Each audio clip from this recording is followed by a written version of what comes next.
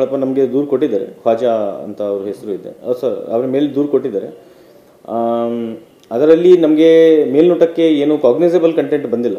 So ಅದು ನಾವೇ petition ಥರ ತಗೊಂಡು ಅದರದ್ದು ಇನ್ಕ್ವೈರಿ ಮಾಡೋಕ್ಕೆ ಸ್ಟಾರ್ಟ್ ಮಾಡಿದ್ವಿ. ಅವರು ಮ್ಯಾರೇಜ್ ಸರ್ಟಿಫಿಕೇಟ್ ಒಂದು ಪ್ರೊಡ್ಯೂಸ್ ಮಾಡಿದ್ದಾರೆ. ಅದರಲ್ಲಿ ಬಹುಶಃ ಗಾಯತ್ರಿ ಅಂತ ಲೇಡೀಸ್ ಇದ್ದಾರೆ, ಅವ್ರ ಜೊತೆ ರಿಜಿಸ್ಟರ್ಡ್ ಮ್ಯಾರೇಜ್ ಆಗಿದ್ದಾರೆ. ಅದರ ಬಗ್ಗೆ ನಾವೇ ಜಾಸ್ತಿ ಪರಿಶೀಲನೆ ಮಾಡಲಿಲ್ಲ.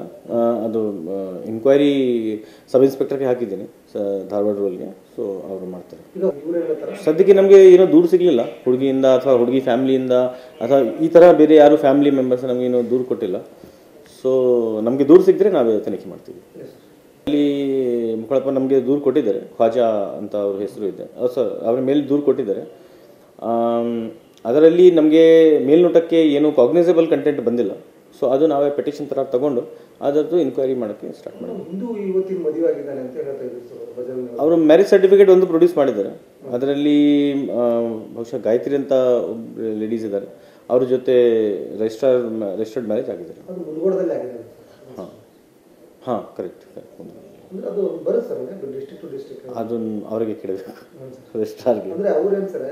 ಜಾಸ್ತಿ ಹಿಂದೂ ವಿರೋಧಿಗಳು ವಿಡಿಯೋಗಳನ್ನು ಮಾಡ್ತಾರೆ, ಸಾಮಾಜಿಕ ಜಾಲತಾಣಗಳಲ್ಲಿ ಹಾಕ್ತಾ ಇದ್ದಾರೆ ಅಂತ ಹೇಳಿ ಆರೋಪ ಮಾಡಿದ್ದಾರೆ. ಅದರ ಬಗ್ಗೆ ನಾವೇ ಜಾಸ್ತಿ ಪರಿಶೀಲನೆ ಮಾಡಲಿಲ್ಲ.